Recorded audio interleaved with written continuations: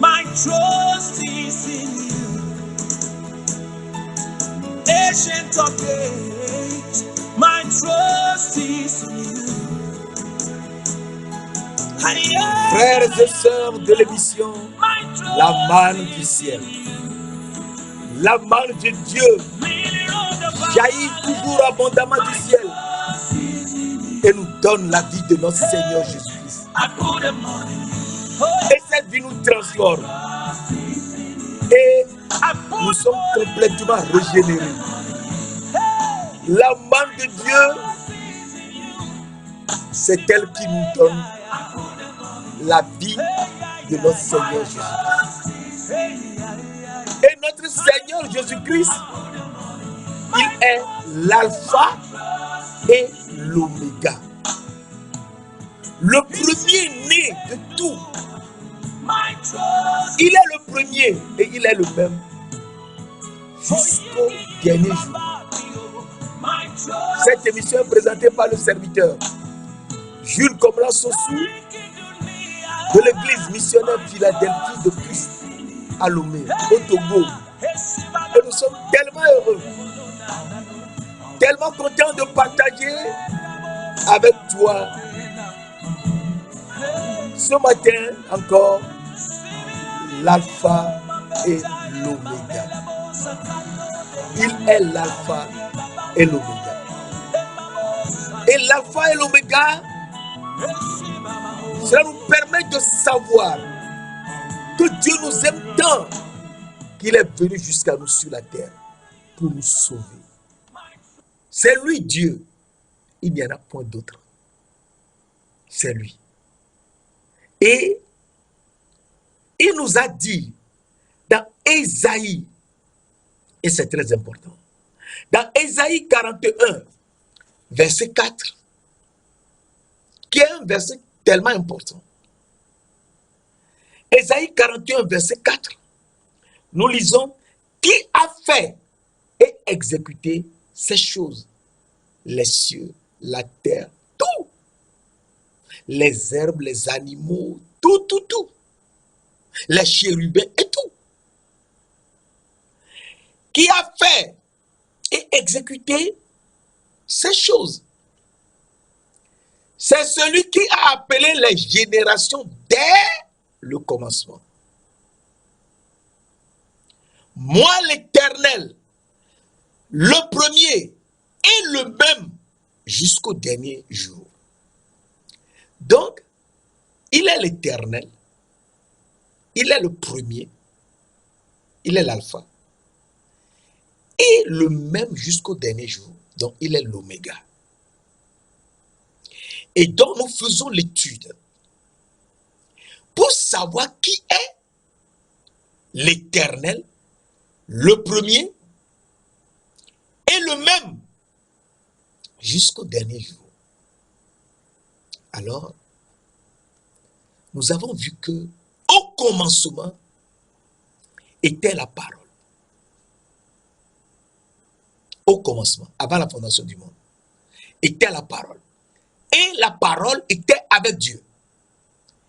Et la parole était Dieu.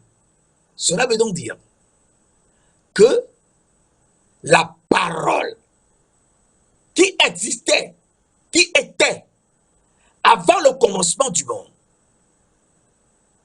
avant que les trois cieux qui sont au-dessus de nos têtes et la terre ne soient créés, eh bien, c'était la parole. Et la parole était avec Dieu. Si la parole était avec Dieu, cela veut dire que la parole était en Dieu. Et la parole était Dieu. Cela veut dire tout simplement que la parole qui était en Dieu et qui est Dieu était l'âme de Dieu, puisqu'elle était en Dieu. Et c'est tellement important de connaître cette notion parce que sans la connaître, eh bien, on piétine Jean 1, verset 18 nous dit, personne n'a jamais connu Dieu. Personne. J'ai vu Dieu, la Bible dit personne. Donc, c'est clair, c'est net. Personne n'a jamais vu Dieu. Jean 1, verset 18. Le Fils unique qui est dans le sein du Père est celui qui l'a fait connaître. S'il est dans le sein du Père, eh bien, il est l'âme du Père. C'est lui qui a fait connaître Dieu. Et à partir de là, nous sommes réveillés. Donc, le Fils unique est l'âme de Dieu, oui. Et cette parole était avec Dieu au commencement. Et toutes choses ont été faites par la parole. Et rien de ce qui a été fait n'a été fait sans elle. Donc, c'est la parole qui a tout fait. Jean 1, verset 3.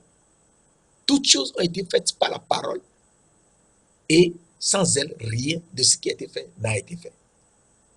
Donc, c'est la parole, l'âme de Dieu qui a tout fait. Et c'est tellement important de savoir que en cette parole, la parole de Dieu, en cette parole était la vie. Et la vie était la lumière des hommes. Donc, si la parole de Dieu n'est pas en toi, tu ne peux pas avoir la vie de Dieu et être lumière du monde. Et avoir la lumière et voir ce qui est dans l'obscurité. Si la parole n'est pas en toi, tu ne peux jamais avoir la lumière du monde et être lumière soi-même et prêcher la bonne nouvelle à tout le monde et voir l'arbre de la vie, le manger et boire l'eau de la vie. À partir de là, une chose importante est de savoir que cette parole qui est l'âme de Dieu, eh bien, a été manifestée en chair.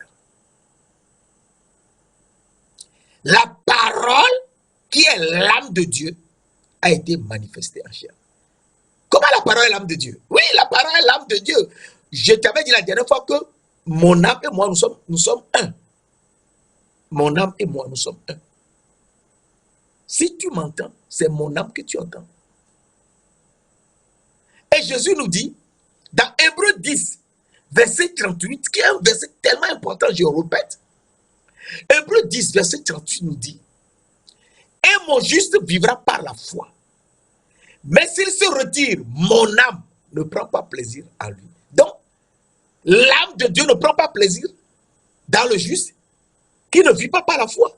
Donc, tout juste doit vivre par la foi en Jésus-Christ, qui est l'âme de Dieu. Mon âme ne prend pas plaisir à lui. C'est Dieu qui nous parle. À partir de là, nous voyons que l'âme de Dieu a été envoyée sur la terre. Dieu a envoyé son âme sur la terre. C'est-à-dire, Dieu est venu sur la terre. Tout comme, et c'est tellement important ici, tout comme Dieu nous avait révélé au départ en tant qu'âme vivante. Nous ayant révélé en tant qu'âme vivante, eh bien, il a créé par sa parole les trois cieux au-dessus de nos têtes. Il a soufflé et les chérubins sont sortis. Psaume 33, verset 6. Et c'est tellement important. J'aime répéter ces phrases. Et nous étions là, nous avons vu. Puisque nous étions des âmes invisibles. Et Dieu, qui a fait cela, en nous le montrant, il nous avait choisis. Il nous a élus avant la fondation du monde. où il nous avait révélé en Jésus-Christ pour que nous soyons saints. Alors, un verset que j'aime te lire tout le temps, c'est 1 Pierre 1, verset 18 à 22, que nous pouvons encore relire aujourd'hui et continuer. Parce que c'est un verset qu'il faut relire. Alors nous disons, sachant que ce ne sont pas par des choses périssables, par de l'argent ou de l'or, que vous avez été rachetés de la belle manière de vivre que vous avez hérité de vos pères, mais, verset 19, mais par le sang de Christ, le sang précieux de Christ, comme d'un agneau sans défaut et sans tache. Donc le sang précieux de Christ, comme d'un agneau sans défaut et sans tache. Donc, nous avons été révélés, nous le verrons tout à l'heure, dans le sang précieux de Christ, comme d'un agneau, donc dans le sang précieux d'un agneau, qui est le Christ. Comme d'un agneau sans défaut et sans tache, prédestiné avant la fondation du monde, et manifesté à la fin des temps à cause de vous, qui par lui, croyez en Dieu, lequel l'a ressuscité des morts, et lui a donné la gloire, en sorte que votre foi et votre espérance reposent sur Dieu. Verset 22. Ayant purifié vos âmes, en obéissant à la vérité, ayez un amour fraternel sincère, aimez-vous les uns les autres de tout votre cœur. Alors, à ce niveau, il faut qu'on soit réveillé, parce que cette parole,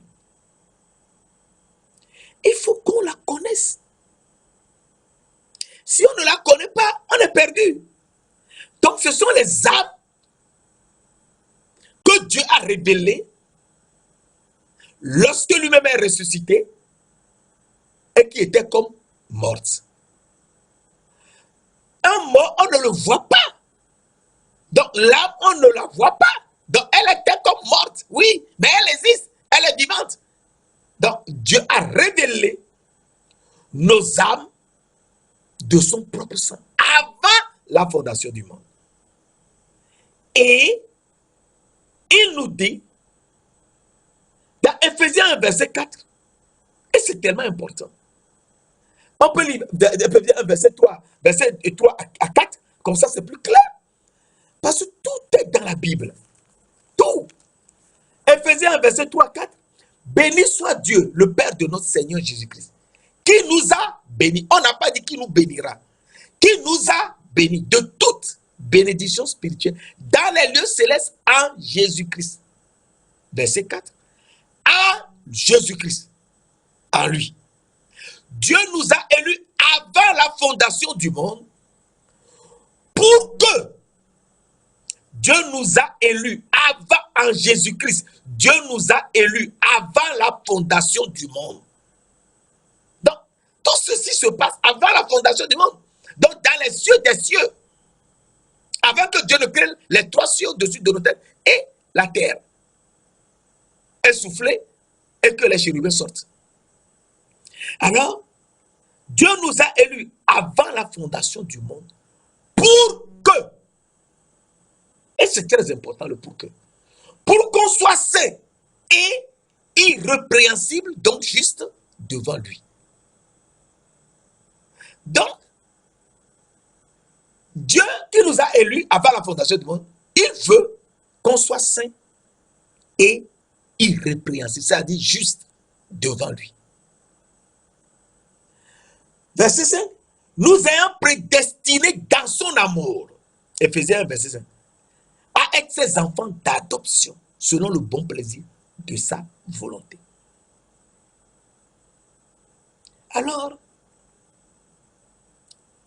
on comprend que Dieu nous a élus avant la fondation du monde, mais veut que nous soyons saints et justes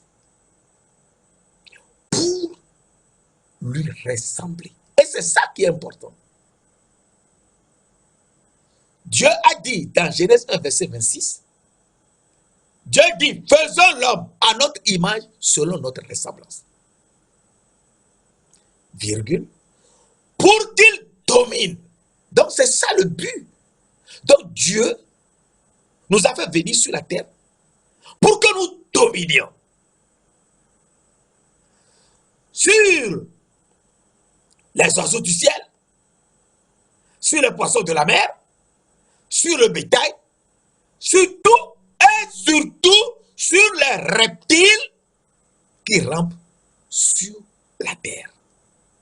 Sur tout reptile qui rampe sur la terre. Donc l'homme doit dominer sur tout reptile qui rampe sur la terre et non pas avoir peur. Et Dieu ayant fait cela, nous comprenons qu'il nous a amenés sur la terre,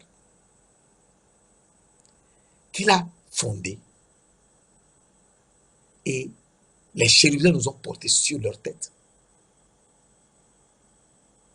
Nous sommes passés par un chemin que les chérubins ne connaissaient pas. Parce que les chérubins nous ont portés sur leur tête. Et nous reflétons la gloire de Dieu. Nous brillons. Nous avons la lumière. Nous brillons de terre. On ne nous voit pas, mais notre lumière, la lumière de notre corps, invisible, brillait. C'est pas possible. Oui, c'est comme ça Dieu est. Je te l'avais lu dans Ézéchiel 1, verset 25 à 28. Tu peux lire toi-même. Ézéchiel 1, verset 25 à 28. Et une fois que les chérubins nous ont portés sur la tête, ils étaient au niveau du 3e ciel. Donc, qui était le premier ciel en venant des cieux des cieux. Mais ils ne pouvaient jamais savoir qu'il y avait 3 cieux. Alors, même à notre niveau ici, beaucoup de gens ne savent pas qu'il y a 3 cieux. Je te lis cela rapidement, et c'est très important. Dans 2 Corinthiens 12, verset 2, je connais un homme. 2 Corinthiens 12, verset 2, parce que je le dis souvent, il y a 3 cieux, 3 cieux. Mais ça se trouve dans la Bible. Dans 2 Corinthiens 12, verset 2, la Bible nous dit, je connais un homme en Christ qui fut, il y a 14 ans, ravi jusqu'au 3e ciel. Si ce fut dans son corps, je ne sais. Si ce fut hors de son corps, je ne sais. Dieu sait le sait. Et donc, il y a 3 cieux, oui, jusqu'au 3e ciel.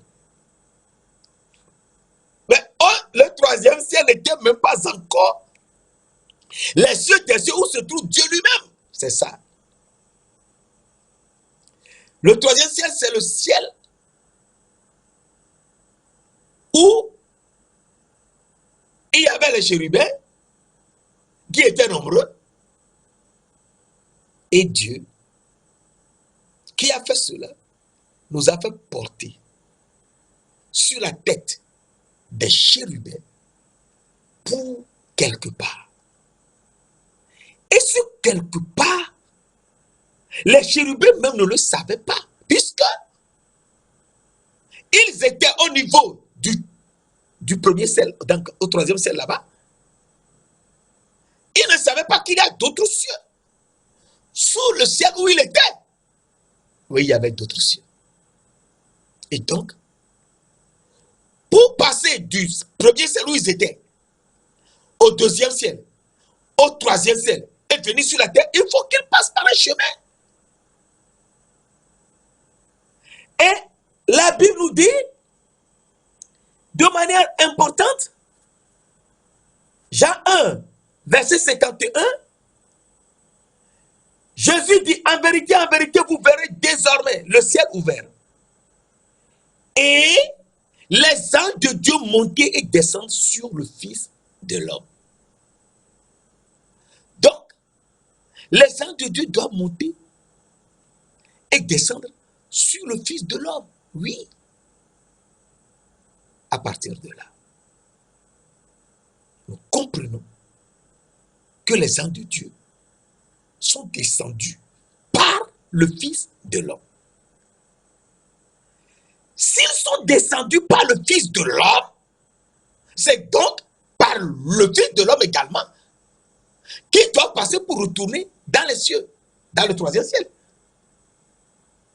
Donc le Fils de l'homme est le chemin. Oui, il est le chemin. Alors, nous voyons dans Jean 14, Jésus nous dit dans Jean 14, verset 6, Jésus dit, je suis le chemin. Donc Jésus est le chemin, oui. Il est le chemin depuis le troisième ciel en haut, en passant par le deuxième ciel, le premier ciel, en venant sur la terre. Il est le chemin, la vérité et la vie. Nul ne peut aller au Père que par lui. Mes frères, mes soeurs, il faut qu'on soit réveillé. Le temps n'est plus au baratin. Le temps est de réfléchir, de savoir ce que le Seigneur veut nous montrer. Je suis le chemin. Donc c'est par lui-même que les anges de Dieu sont venus sur la terre. Il est le chemin, il est le chemin. Et donc il reste quelque chose. Il est également la vérité. Donc c'est par lui que nous sommes venus. Et nous devons connaître la vérité. Oh, il nous a fait âme pour obéir à la vérité. Je l'avais lu tout à l'heure dans 1 Pierre 1, verset 22. Nous devons obéir à la vérité. Il est la vérité. Donc il faut le suivre. Si nous ne suivons pas le Seigneur Jésus-Christ, nous sommes perdus. Il est la vérité. C'est lui l'esprit de vérité. Et l'esprit de vérité, c'est lui qui nous conduit. Alors à partir de là, s'il est la vérité, s'il est le chemin, c'est par ce chemin que les chérubins sont venus sur la terre. Sans lui, nous ne pouvons rien faire. Ah, je te lis cela. Jean 15, verset 5. Je suis le cep, vous êtes les sarments. Je suis le cep, vous êtes les sarments. Celui qui demeure en moi et en qui je demeure porte beaucoup de fruits. Car sans moi, vous ne pouvez rien faire. Celui qui demeure en moi et en qui je demeure porte beaucoup de fruits. Car sans moi, vous ne pouvez rien faire. Donc, sans Jésus-Christ, nous ne pouvons rien faire. C'est lui le chemin et c'est lui la vérité. S'il demeure en nous et que nous demeurons en lui, eh bien, nous porterons beaucoup de fruits. Car sans lui, nous ne pouvons rien faire. Donc, c'est lui la vérité. Et oui, c'est lui la vérité. Et c'est cette vérité qui doit nous conduire sur la terre. Jean 16, verset 13 nous dit, je te donne ce verset rapidement, on y reviendra. Quand le consolateur, Jean 16, verset 13, quand le consolateur sera venu, l'esprit de vérité, il vous conduira dans toute la vérité. Car il ne parlera pas de lui-même, mais il dira tout ce qu'il aura entendu et il vous annoncera les choses à venir. Et donc à partir de là, nous comprenons que nous sommes venus sur la terre pour être saints et justes. Et pour être saints et justes, il nous faut connaître la vérité pour que nous soyons libres. C'est pour cela Jean 8, verset 31-32, Jean 8, verset 31-32 nous dit, si vous demeurez dans ma parole, vous êtes vraiment mes disciples. Vous connaîtrez la vérité et la vérité vous affranchira. Vous connaîtrez la vérité et la vérité. Donc il faut connaître la vérité. Et cette vérité, c'est l'esprit de vérité qui nous la montre. Parce que l'esprit de vérité nous enseigne tout.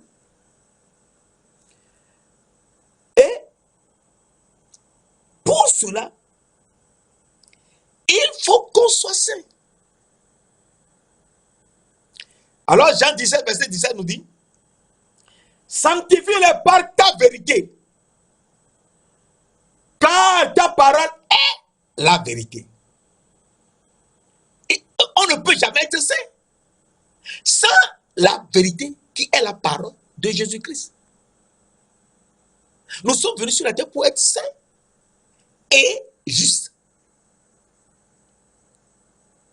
Et donc, il nous faut être sur la vérité, la parole de Jésus-Christ, pour être saint. C'est pour ça qu'il nous dit, vous serez saints, car je suis saint. Vous serez saints, car je suis saint. 1 Pierre 1, verset 16. Donc, 1 Pierre 1, verset 16. À partir de là, nous comprenons que Jésus nous dit, comme Dieu l'a envoyé dans le monde, lui aussi nous envoie dans le monde pour prêcher la bonne nouvelle à tout le monde. Et donc, à partir de ça, nous savons que nous sommes venus sur la terre pour être saints.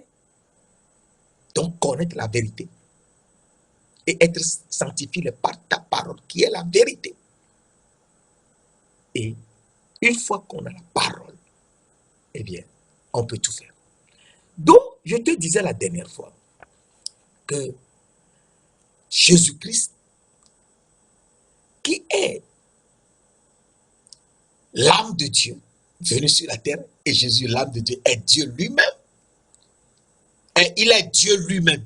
Jésus-Christ est Dieu, le Père. C'est lui-même qui est Jésus-Christ. Le Père, c'est Jésus-Christ. Parce que beaucoup de gens aiment faire des nuances entre le Père et le Fils. Non, Jésus-Christ est le Dieu, le Père. Alors, je te lis un verset rapidement et on avance. Et c'est très important. Jean 10, verset 30 nous dit, moi et le Père, nous sommes un. Nous sommes un. Lui et le Père, ils sont un. Donc, s'ils sont un, le Père c'est lui et lui c'est le Père. Oui, c'est pour cela que dans Luc 10, verset 22, il nous dit, Luc 10, un verset tellement important, Luc 10, verset 22, qu'on aime ou laisser, on aime souvent laisser tomber. Toutes choses m'ont été données par mon Père. Luc 10, verset 22. Toutes choses m'ont été données par mon Père. Et personne ne connaît qui est le Fils si ce n'est le Père.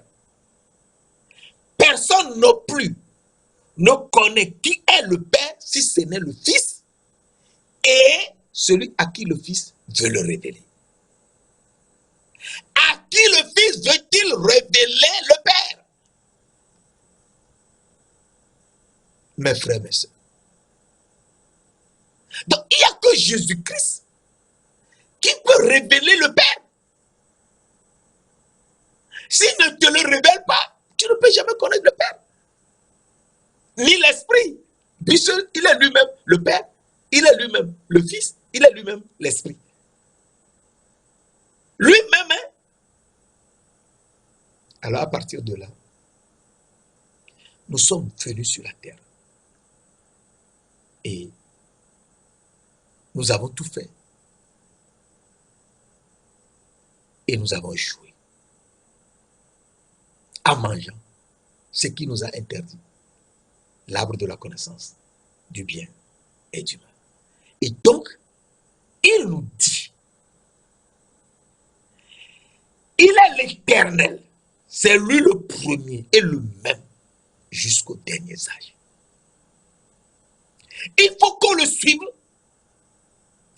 pour être redevenu lumière du monde et briller. Briller, oui, il faut briller. Il faut briller comme on était avant de revenir sur la terre. Et pour briller, il faut le suivre. Et donc, le suivre, c'est tellement important parce que lorsque Adam n'avait pas obéi à sa parole, il avait dit à Adam qu'il peut manger tous les fruits du jardin, mais de ne pas manger l'arbre de la connaissance du bien et du mal, car le jour où il en mangera, il mourra certainement. Mais Adam était âme vivante venue sur la terre, portée par les chérubins, qui l'ont jamais vu d'ailleurs, et que Dieu a soufflé dans la poussière de la terre. Et il était devenu un homme visible, il était devenu un être visible, un être vivant visible. Et Dieu lui dit de cultiver le jardin et de le garder. Je suis en train de te lire rapidement dans Genèse 2, versets 15 à 17. Mais de ne pas, c'est un ordre. Dieu donna cet ordre à l'homme. Tu pourras manger de tous les arbres du jardin. Mais tu ne mangeras pas l'arbre de la connaissance du bien et du mal, car le jour où tu en mangeras, tu mourras. Et l'arbre de la connaissance du bien et du mal, c'est l'arbre qui se trouve au départ du jardin d'Éden. Mes frères, mes sœurs, il faut qu'on se réveille. C'est l'arbre qui était au départ du jardin d'Éden. Et l'homme ne doit pas le manger. Mais cultiver le jardin et le garder jusqu'à trouver l'arbre de vie, à manger le fruit qui est le pain de vie et boire le sang, boire l'eau de la vie et donc partir dans les cieux des cieux. Alors, Dieu qui a fait cela nous dit dans Genèse 2, que nous allons lire rapidement, dans Genèse 2, versets 7 à 9, qui est un verset tellement important, l'Éternel Dieu forma l'homme de la poussière de la terre. Il souffla dans ses narines un souffle de vie, et l'homme devint un être vivant. Donc, c'est le souffle de vie qui est soufflé dans la poussière de la terre, et l'homme est devenu un être vivant. Mais dans ce souffle de vie se trouvait l'âme invisible de Dieu. Donc, Dieu a soufflé l'âme invisible dans la poussière de la terre. Notre âme est dans ce corps. Dans ce corps. On ne la voit pas. Elle est invisible, mais notre corps est visible. L'âme est dans le corps. Et c'est l'âme qui te parle. Donc l'âme est soufflée par l'Esprit de Dieu dans la poussière de la terre. Verset 8. Puis l'Éternel, Dieu planta un jardin en Éden. Genèse 2, verset 8.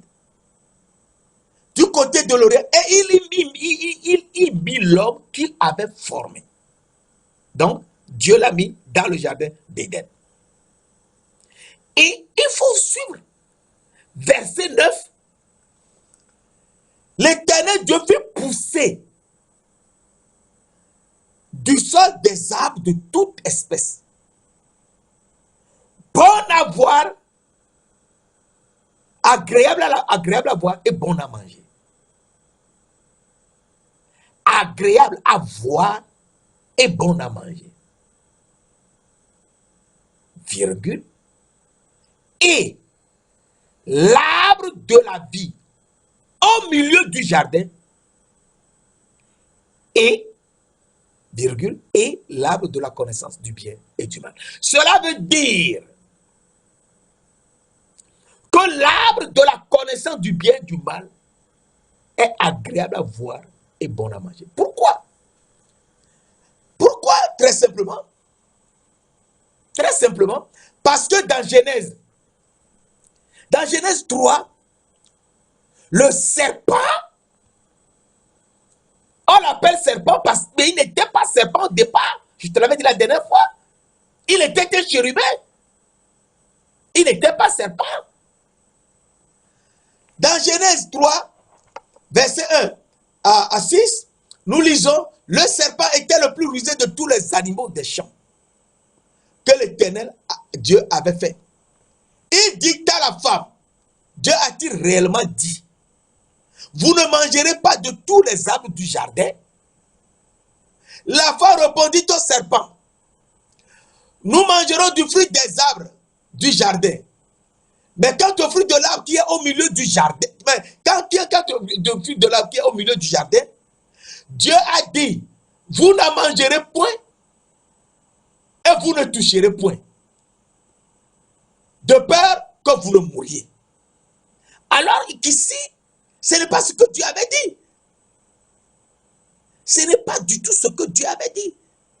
L'arbre qui est au milieu du jardin, c'est l'arbre de la vie. C'est celui-là qui donne la vie. La femme s'est trompée ici. Je répète. Genèse 3, verset 3. Quant au fruit de l'arbre qui est au milieu du jardin, Dieu a dit, vous n'en mangerez point, vous n'y toucherez point de peur que vous ne mouriez. Ah, nous avons lu tout à l'heure dans Genèse 2, verset 9. L'Éternel Dieu fit pousser des arbres de toute espèce, agréables à voir et bon à manger. Et l'arbre de la vie au milieu du jardin. Ah, l'arbre de la vie, c'est ça qui était au milieu du jardin. Et nous revenons dans Genèse 3, verset 4. Alors le serpent dit à la femme, vous ne mourrez point. Mais Dieu sait que le jour où vous en mangerez, vos yeux s'ouvriront et que vous serez comme des dieux. La femme vit que l'arbre était bon à manger et agréable à la vue. Ah, agréable à voir et bon à manger. Donc c'est l'arbre que Dieu a défendu de ne pas manger. Était bon à manger et agréable à vue. Précieux pour ouvrir l'intelligence. Elle prit de son fruit et en mangea. Elle en donna aussi à son mari qui était auprès de lui et il en mangea. Verset 7. Les yeux de l'un et l'autre s'ouvrirent. Et ils connurent qu'ils étaient nus. Et ayant cousu des feuilles de figuier, ils s'enfirent des ceintures. Alors, ils ont perdu ce qu'ils étaient avant de venir dans le jardin d'Éden. Mes frères, mes sœurs, Dieu de gloire, le Tout-Puissant, nous permet de savoir ces choses pour qu'on soit réveillé et qu'on suive sa parole pour ne pas tomber. Parce que si on ne suit pas la parole de Dieu, on risque tout le temps d'être passé à côté. Et donc, le serpent a trompé la femme. Parce que l'arbre qui est au milieu du jardin n'est pas l'arbre de la connaissance du bien et du mal, qui est bon à voir, qui est bon à manger et agréable à la vue. L'arbre qui est au milieu du jardin, c'est l'arbre de la vie. L'arbre qui est au départ du jardin, c'est l'arbre de la connaissance du bien et du mal. Et donc, le serpent a rusé, a séduit la femme, et la femme a mangé et a donné à son mari. Alors, ici, il faut qu'on réfléchisse bien parce que le mari, il vivait surtout dans l'âme. La femme aussi a l'âme du mari, bien sûr, et a son esprit. Mais le mari était une âme au départ, révélée âme du sang de Jésus. Et est venue sur la terre, Dieu lui a fait un corps. La femme, elle est sortie du corps d'Adam. De l'os, celle-ci est os de mes os et chair de ma chair. Donc, elle est faite à partir du corps de Jésus, de Adam. Mais ce corps est fait à partir de la poussière de la terre. Genèse 2, verset 7. Or, la poussière de la terre a été fondée par la sagesse de l'Éternel. Proverbe 3, verset 19. C'est très important. La terre a été fondée par la sagesse de l'Éternel. Fondée par la sagesse de l'Éternel. Donc, l'homme est mis dans la poussière de la terre, donc l'homme est mis dans la connaissance, dans la sagesse de Dieu. Et la femme aussi a été prise du corps, donc de la chair de l'homme, et donc de la sagesse de Dieu, et doit suivre la sagesse de Dieu. Et cette sagesse nous dit, et c'est tellement important, Proverbe 9, verset 10, le commencement de la sagesse, c'est la crainte de l'Éternel. La science des saints, c'est l'intelligence. Donc, il faut être intelligent. Il faut être intelligent pour être saint. Et pour être saint, il faut d'abord craindre Dieu. Et c'est ça la sagesse. Si tu ne crains pas Dieu, tu ne peux jamais avoir la sagesse. Alors, Job 28, verset 28 nous dit, Job 28, verset 28. Puis Dieu dit à l'homme, c'est à nous que cela s'adresse. C'est très important. Puis Dieu dit à l'homme, et c'est tellement important. Voici le commencement voici la crainte du Seigneur. Job 28, verset 28. Dieu dit à l'homme, la crainte du Seigneur, c'est la sagesse. S'éloigner du mal, c'est l'intelligence. Donc, la crainte du Seigneur, c'est toujours la sagesse. Mais en même temps que tu veux être sage, et il faut être sage, parce que nous sommes faits de la poussière de la terre qui a été fondée par la sagesse, eh bien, il faut s'éloigner du mal, c'est-à-dire de l'arbre de la connaissance du bien et du mal. C'est ça la sagesse. Craindre Dieu, c'est respecter ce que Dieu a dit, ce qu'il a dit, ce qui est écrit dans la Bible. C'est ça qui brise la tête du serpent.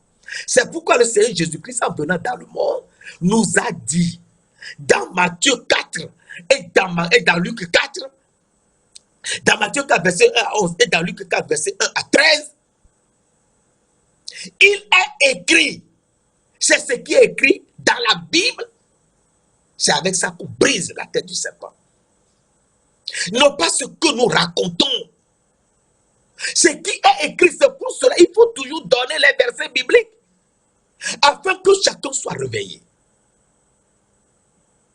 Et à partir de là, nous comprenons que l'homme a mangé dans la chair.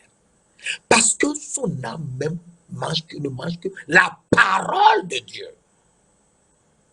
L'âme ne mange que la parole de Dieu. C'est pour cela, dans Matthieu 4, verset 4, Jésus a dit au serpent, au diable, il est écrit, l'homme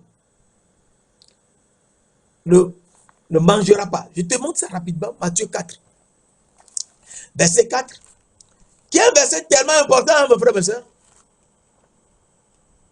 Jésus répondit, il est écrit, l'homme ne vivra pas de pain seulement. Lorsque Satan lui a dit de transformer la pierre en pain, il a dit, il est écrit. Mais Jésus c'est qui? Jésus c'est Dieu le Père. Jésus c'est l'âme de Dieu le Père. Donc c'est Dieu le Père lui-même. Il est écrit, l'homme ne vivra pas de pain seulement, mais de toute parole qui sort de la bouche de Dieu. La parole qui sort de la bouche de Dieu, c'est que l'homme doit craindre Dieu. La crainte du Seigneur, c'est le commencement de la sagesse. S'éloigner du mal, c'est l'intelligence. Donc c'est ça qui sort de la bouche de Dieu. Et ce qui sort de la bouche de Dieu, c'est ce que Dieu nous dit. Tu n'auras pas d'autre Dieu devant ma face. Exode 20, verset 3. Donc, nous ne devons pas avoir un autre Dieu comme Satan. Et pas un autre Dieu qui va nous dire de faire X, Y. Non. Ce que Dieu a dit, c'est sa parole. Il faut la respecter, c'est tout. Et les gens qui disent, Dieu m'a dit, Dieu t'a dit quoi? Et où il te l'a dit? Ce qu'il a dit, c'est écrit dans la parole, dans la Bible. Il va te dire autre chose, toi. Qui tu es? Arrêtez de tromper les gens. Arrêtons. Ce que Dieu a dit est dans la parole, dans la Bible. Il faut la connaître. Alors, c'est la parole qui sort de la bouche de Dieu qu'il faut. Et c'est pour cela que Dieu dit dans Exode 20, verset 3, tu n'auras pas d'autre Dieu devant ma face. Pas d'autre Dieu qui te dira de faire ce que Dieu ne t'a pas dit dans sa parole. Non! Ce que Dieu a dit, c'est dans la parole. Et donc, à partir de là, nous comprenons que si nous voulons faire sa volonté, il nous faut absolument suivre sa parole. Si nous ne suivons pas sa parole, nous sommes perdus. Nous sommes perdus. Donc, il nous faut absolument suivre sa parole. Et Dieu nous dit dans Psaume 127, verset 2, qui est un verset tellement important, même que nous aimons l'oublier. Nous laissons tomber cela. Psaume 127, verset 2. En vain vous levez-vous matin, vous couchez-vous tard et mangez le pain de douleur. L'Éternel en donne autant à ses bien-aimés pendant leur sommeil. Donc, pendant que nous dormons, c'est dans ce temps-là que l'Éternel nous donne à manger. Il nous donne quoi à manger? Sa parole. Et c'est pour cela que tu vas rêver tu vas rêver sur la parole de Dieu. Et quand tu te réveilles, tu iras chercher dans la parole de Dieu, dans la Bible, ce que le Seigneur t'avait dit dans ton sommeil. C'est ça, tu es rempli. Tu es rempli de la parole de Dieu, donc tu as mangé la parole. C'est ça. Sinon, tu ne peux pas. Tu ne peux pas. Tu ne peux jamais suivre Dieu. Il faut sa parole. Et c'est pour ça, d'ailleurs, nous dit dans Matthieu 6, verset 11, Matthieu 6, verset 11, qui est un verset tellement important, hein? Matthieu 6, verset 11, et que donne-nous aujourd'hui notre pain quotidien. Le pain quotidien, c'est sa parole. Et cette parole, il nous la donne pendant que nous dormons. Donne-nous aujourd'hui notre pain quotidien. Non, le pain quotidien qu'il nous donne, c'est la parole qu'il nous donne pendant notre sommeil. Et nous nous revenons avec la parole de Dieu qui est écrite dans la Bible. Donc à partir de là, nous savons que nous sommes une autre personne. Et Adam, n'ayant pas suivi la parole, a chuté. Il a chuté. Et Dieu l'a chassé du jardin d'Éden. Parce que, en restant dans le jardin, il peut trouver un jour, peut-être, l'arbre de vie, à manger le fruit et vivre éternellement dans le péché. Et Satan, le diable, le serpent, va le dominer. Or, Dieu ne veut pas que l'homme soit dominé par le serpent. Le serpent qui est le reptile, la dernière chose. Satan, le dernier, il peut tout faire. Il est le dernier. Il est le dernier. Ta il n'était pas un serpent au départ, tu l'avais dit la dernière fois. Il n'était pas un serpent. Il était un chérubin. Et en tant que chérubin, il devait jouer un tambour et des flûtes de la lutte pour que Adam cultive le jardin. C'est ce que je te disais la dernière fois dans Ézéchiel 28, verset 13 à 15. Et dans Ésaïe 14, verset 5 à 12. C'est tellement important. Toi-même, tu n'as qu'à lire Ésaïe 14, verset 5 à 12. Ézéchiel 28, verset 11 à 15. À partir de là, tu es réveillé. Donc, nous voyons que l'homme a chuté parce qu'il n'a pas suivi son Créateur, qui est l'Éternel, le premier et le même. Il est le même. C'est lui qui a créé tout. La femme, pour qu'il soit comme l'homme. Mais il a pris la femme de la côte de l'homme. Et pour aider l'homme, la femme doit aider l'homme pour faire le travail. Et elle a chuté. Parce que le serpent l'a tombé. Et donc, à partir de là, la femme n'a pas fait usage de sa sagesse.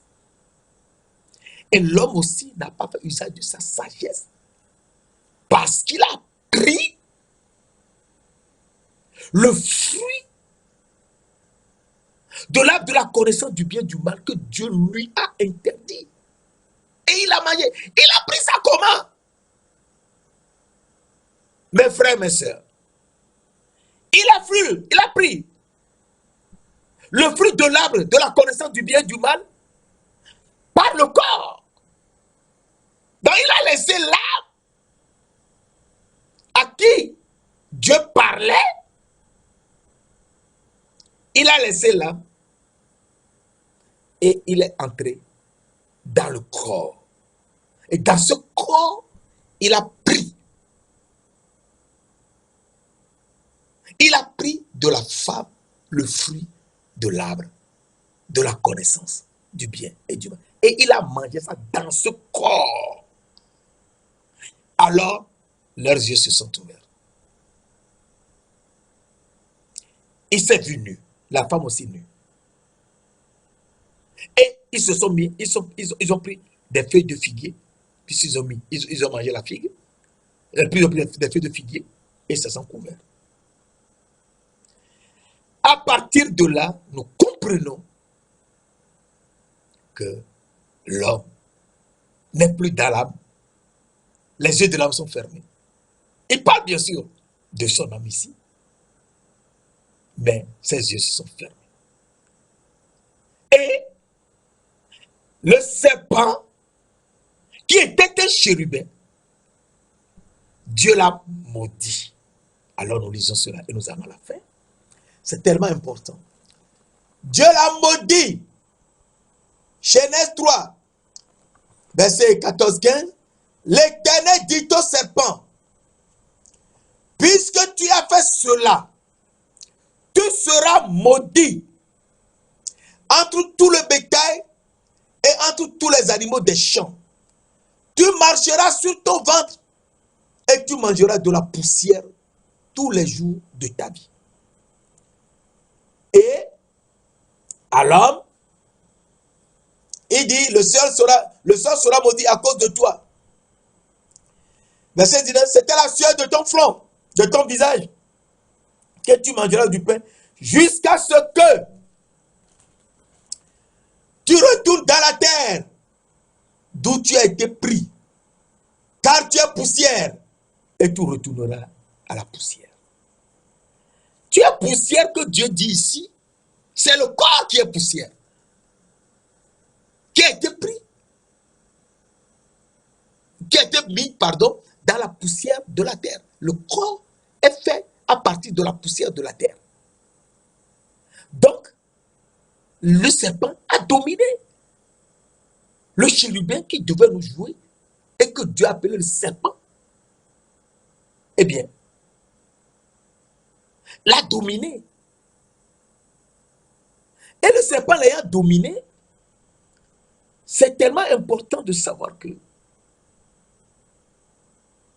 le serpent, qui n'était pas serpent au départ parce que c'était un chérubin qui devait jouer la musique, eh bien, le serpent, dans Luc 4, nous voyons dans Luc 4 que ce serpent, dans Luc 4, il dit, dans Luc 4, verset 5 à 8, le diable, ayant élevé Jésus, lui montra en un instant tout le royaume de la terre et lui dit, je te donnerai toute cette puissance et la gloire de ce royaume, car elle m'a été donnée et je la donnerai à qui je veux. Le Seigneur lui dit, à qui je veux, si tu te prosternes devant moi, elle sera à toi. Jésus lui dit, il est écrit, tu adoreras le Seigneur ton Dieu et tu le serviras lui seul. Satan ne sait pas à qui il parle. Il n'a jamais su que c'est Jésus-Christ lui-même qui a soufflé et que les chérubins sont sortis. Psaume 33, verset 7. Et nous allons à la fin. Psaume 33, verset 7, qui est un verset tellement important. Psaume 33, verset 6. Les cieux ont été faits par la parole de l'Éternel et toute leur armée par le souffle de sa bouche. Leur armée, ce sont les chérubins qui sont sortis par le souffle de la bouche de l'Éternel. Et donc, Satan n'a jamais vu Jésus, ne le connaissait même pas, n'a jamais su que c'est lui qui a soufflé et qu'ils sont sortis. Et il lui dit de se mettre à genoux et de l'adorer pour qu'il lui donne ce que Dieu a donné à Adam afin que Adam soit le maître sur la terre et qu'il domine sur tout. Il doit dominer. Nous devons dominer sur le serpent. Saint-Esprit, merci de nous donner ces révélations. Merci de nous conduire afin qu'on sache que tu es le premier et que tu es le même jusqu'au dernier âge. Et si tu es le premier, tu es avant toute chose. Et si tu es le même, tu es vraiment Seigneur Jésus-Christ. Jésus-Christ qui est le même hier, aujourd'hui et éternellement. C'est lui, je suis. Nous te remercions de l'avoir montré au nom précieux de notre Seigneur Jésus-Christ. Amen.